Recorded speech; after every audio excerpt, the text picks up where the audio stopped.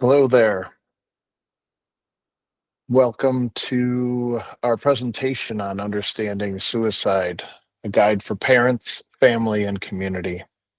My name is Kyle Miller, and I am the owner of Nexus Counseling Services in Homewood, and I'm also a licensed clinical professional counselor. Been doing this work for about 15 years, and I am a fierce advocate for talking about the hard things. And I will be honest, this one has got my heart. Yeah, it's and yet I think it's so important. It's so important for us to um, talk about these difficult topics. So let's get started. Our goals for our time together. First goal is to help everyone recognize the warning signs of suicide and to understand the importance of asking for help. I think that goes without saying, and yet it doesn't happen enough. Our second goal is to provide practical skills and resources to support a loved one who may be struggling with suicidal thoughts.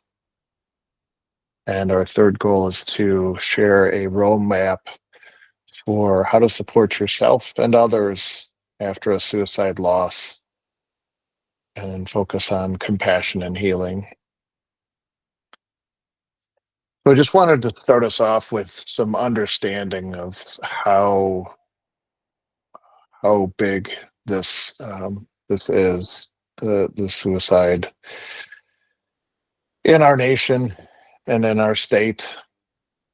Um, and in our nation, suicide is the 10th leading cause of death. And in Illinois, it's the 11th leading cause of death.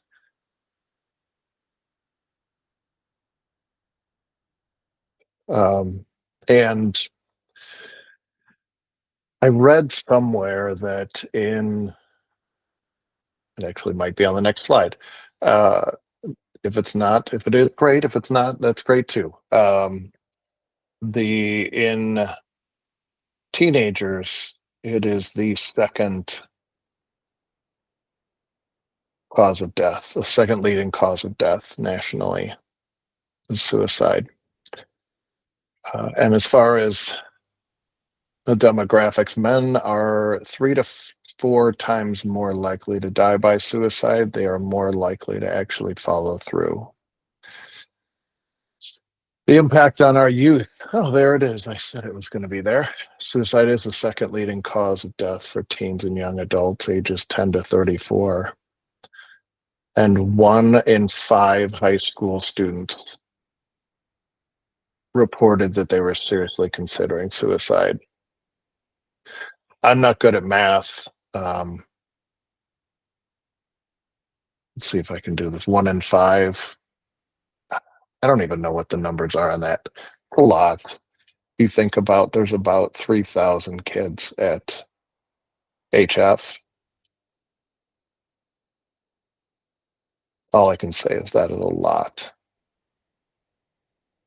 Um, Groups that are at the highest risk include our LGBTQ plus friends, and American Indian and Alaskan Native youth.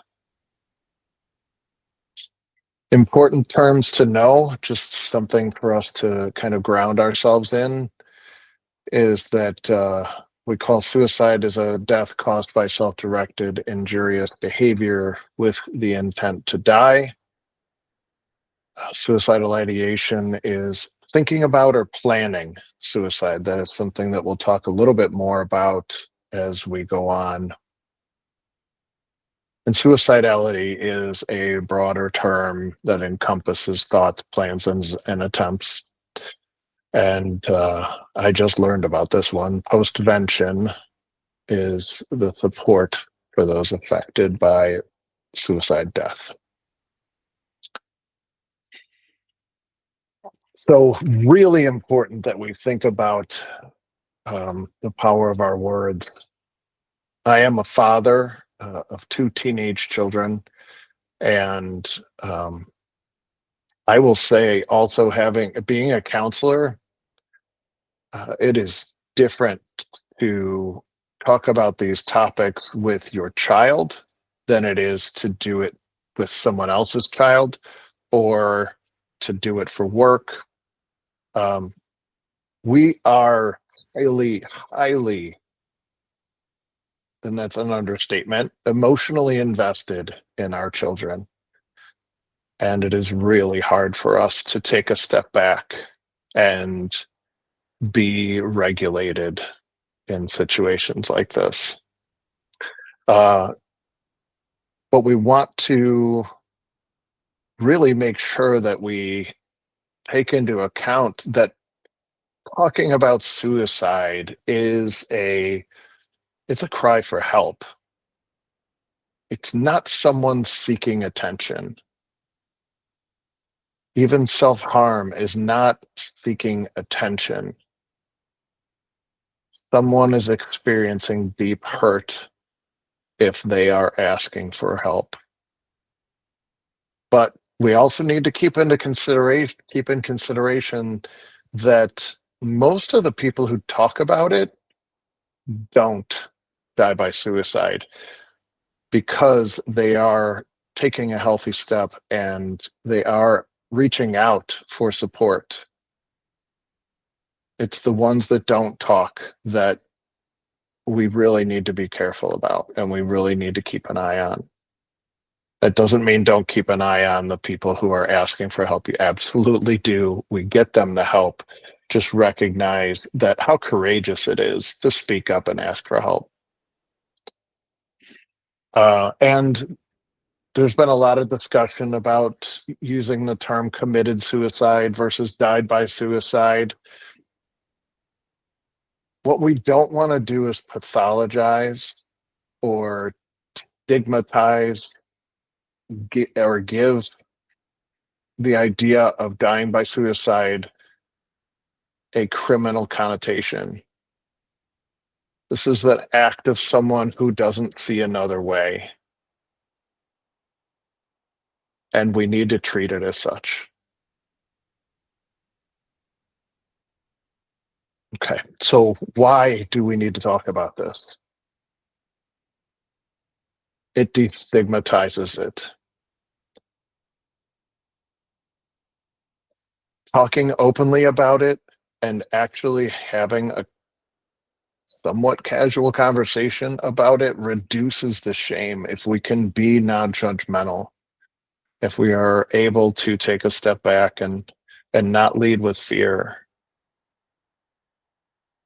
And it encourages people who are struggling to speak up more, to talk more, to engage more. When we react in a very heavy way and we meet desperation with desperation, that pushes people away. And again, I'm not judging anyone for how they respond to things.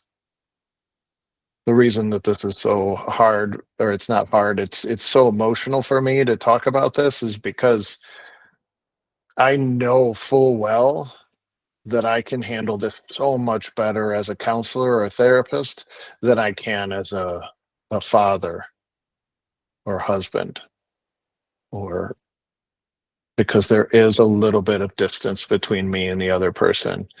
And so I think it's somewhere else in this presentation, but if you have a loved one who's struggling and it's hard for you to talk to them about this, which there is no judgment if it is, but if you do struggle, then have someone else talk to them about it and you just love on your person.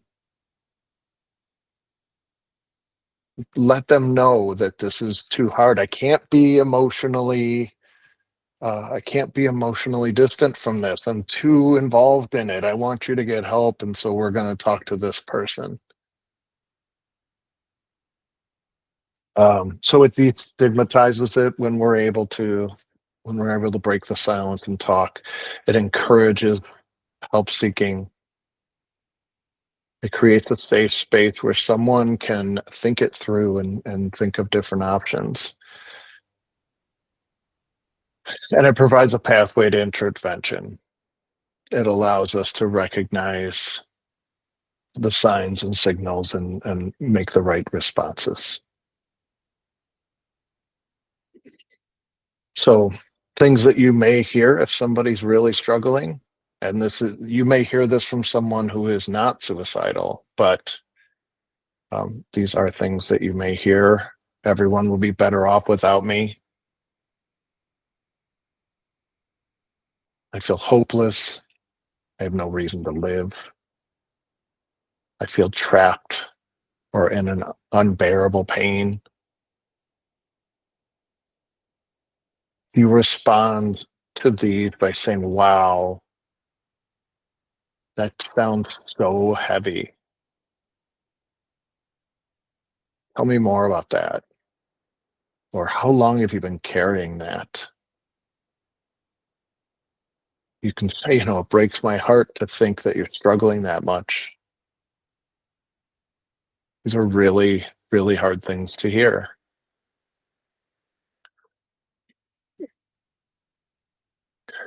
So, recognizing the signs, you may, as this woman, so many people, we've seen it with celebrities, they put on this happy face and they seem so competent and confident, and um, but underneath they're not. If they're outside of that, when they're in the element, if they are, increasing uses of substances, if they're withdrawing from people, maybe they're doing what they have to do, like going to school, or they are um, going to parties, going to events, and putting on the happy face. But what are they doing when they're not there, when they're not around people where they feel like they need to be on? What are they doing outside of that? That's what we need to pay attention to. Giving away cherished possessions is a really big sign. Um, and, if they are either researching or looking for ways to kill themselves, then that is a pretty glaring sign. Um, if we see someone experiencing mood swings, extreme mood swings like raging and then laughing, uh, really intense anxiety, a lot of expression of feeling like a burden to other people, those are really big signs. So, how do we help someone? Asking directly, after you give that compassionate response. Yeah, and that sounds so heavy and that so hard to carry that around. Are you thinking about suicide? Have you ever thought about hurting yourself? Have you, uh, do you know how you would do it? It's really hard to, I think about again, saying that to the people that I care about the most. It's really difficult. Um, and listen without judgment. If you can create the safe space where someone can process, that is really what they need. And stay with them. Just be there, sit next to them. If they're open to it or if it needs to happen, then you can call or text 988 together, or you can call 911. Um, I would suggest 988. And if you'd like to talk more about why, you can contact me. Our information will be at the end of the presentation. And then continue to check in with that person.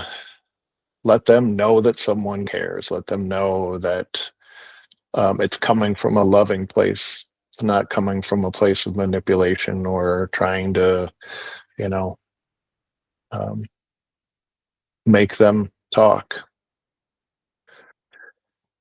What not to do is don't promise you can keep secrets if you can't.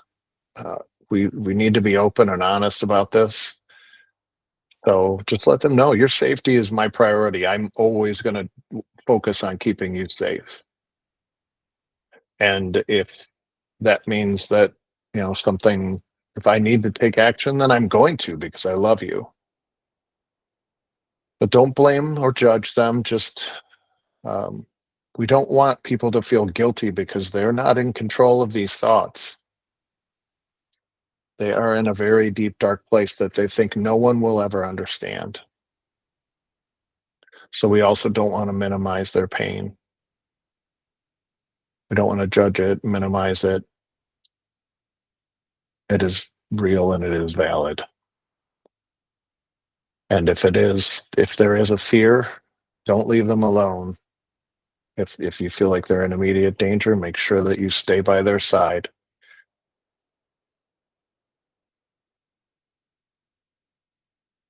So now moving on from that, uh, if you're a caregiver of someone, taking the courageous step to seek your own support, talking to a therapist, a counselor, someone who has knowledge about suicide, or if there is a support group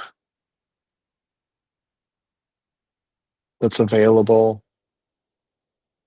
a trusted friend, to make sure that that friend is not going to be judgmental because you're going through enough if you're dealing with this. So you don't need friends who are going to make judgments about you or your loved one.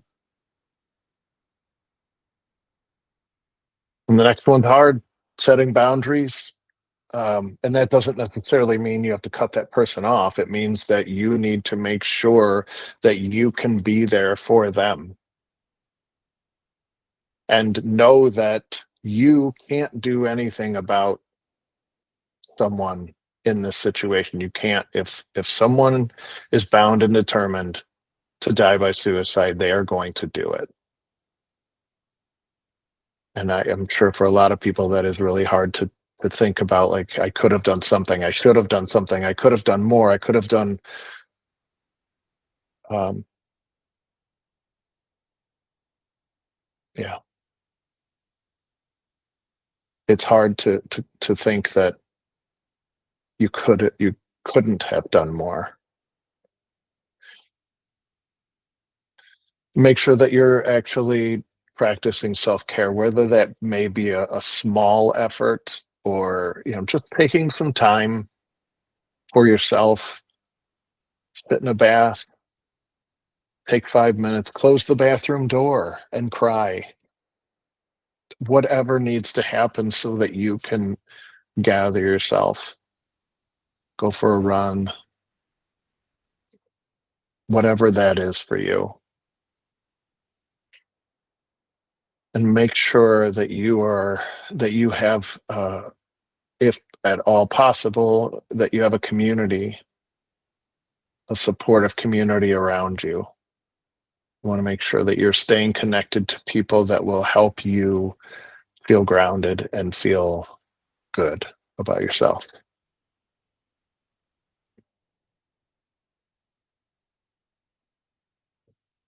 And if you have someone in your life who has lost someone to suicide, first using compassionate language.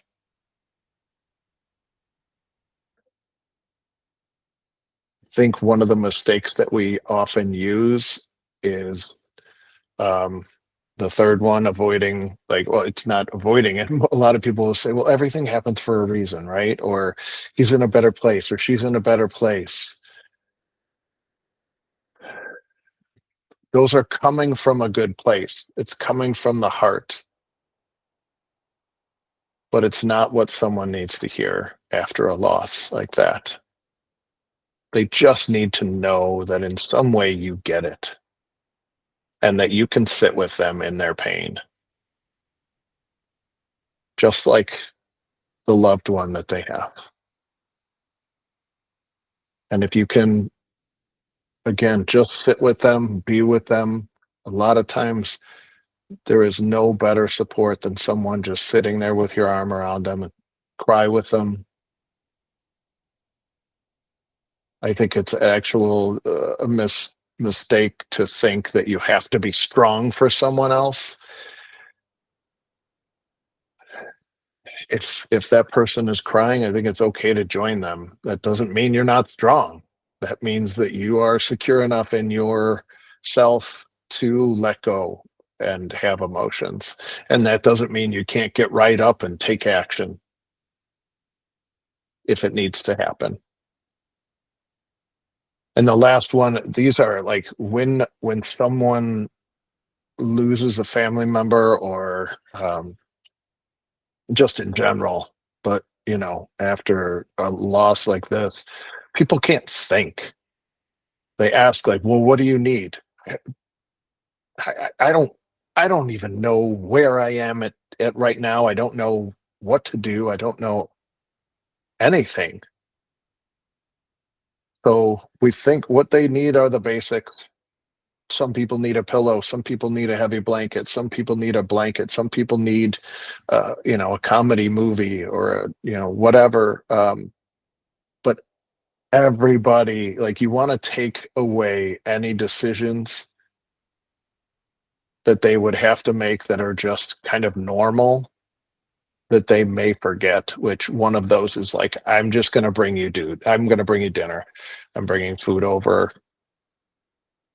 If you don't know what kind they like, then, if you know someone, ask a friend or just ask, what kind of food do you like? Um, and if they don't know, buy them a pizza, bring over some pasta, make them sandwiches. Like, here's a whole bunch of choices, and I'll sit with you if you want. Also wanted to make sure that we passed along some resources. Um, so the 988 Suicide and Crisis Lifeline, the crisis text line. There are some great resources on the American Foundation for Suicide Prevention and some great resources in the Trevor Project for our LGBTQ plus youth. And I am more than willing to send this presentation out to anyone who wants it. It will likely be posted to YouTube and to Nexus Counseling's website. Um, so this is us. I am not asking for referrals. If you're struggling in this area and you need someone to check in with, if you need I'm going to say it out loud, if you're struggling with suicidality, or if you're struggling with a family member or someone you care about has suicidal ideation, just reach out to us and say, I just need some resources. I just need someone to help me or point me in the right direction. Or can we meet for like 20 minutes or an hour just to talk about this? Like, yes, we'll make sure that whether it's us or someone else, that the resources are provided. So we are located on 175th Street. We are just west of the Panera and we're over. We can see that casino from our parking lot. We're in the State Farm building. Looks like a house. And we're towards the back of the building. So if you come to visit us, just park in the back, enter through the back, and we are the first door on the left. We're Suite 5. Our phone number is 708-991-7103. And our email, this will go to our intake specialist. But even if you reach out to them and you say, hey, I want to talk to Kyle for a specific reason, can you please get information to him? You can email them at info@nexuscounselingil as in Illinois.com. Or my email is Kyle, Kyle, at nexuscounselingil.com. You can check our website. You can also message us through the website. And we were going to have Q&A discussion, but you know what? Let's just have you, if you want to send emails or if you want to send out questions that you have about this topic, I'm actually going to take us back to the resource page. I'm going to let this sit for a minute. I just want to say personally that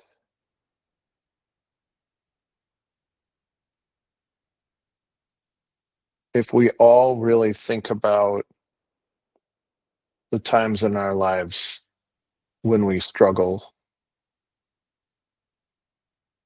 what is it that we need? What is it that we needed? What do we need?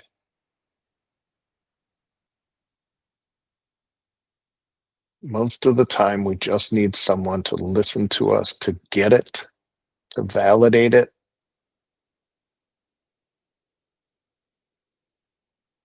Unless there are specific things that you absolutely need, then yes, yeah, that's absolutely. But a lot of the time, we just need to know that someone cares and that they're there for us.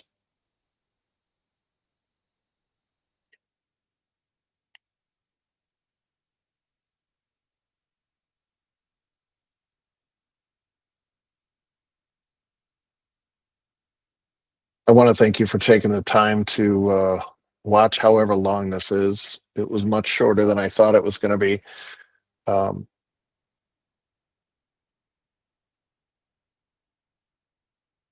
but if you took the time to watch this, then thank you. I hope that the information is helpful, and I hope that you can be someone for someone who's struggling. And the last thing I will say is one of the greatest gifts that we can give to the people that we love is to forgive ourselves for mistakes that we think we made, or even for mistakes that we did make. Because when you do that, then you can actually be there for other people. I always like to make the distinction with the people I work with between shame and guilt. Guilt is healthy. Guilt is I did something and I hurt someone and I feel bad about that and I'm going to take accountability for it and I'm going to try and change or change that behavior or whatever. Shame is I'm a bad person and there really isn't anywhere to go with that.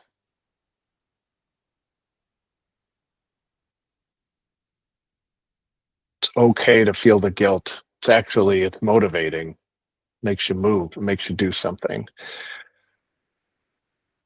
But shaming yourself is never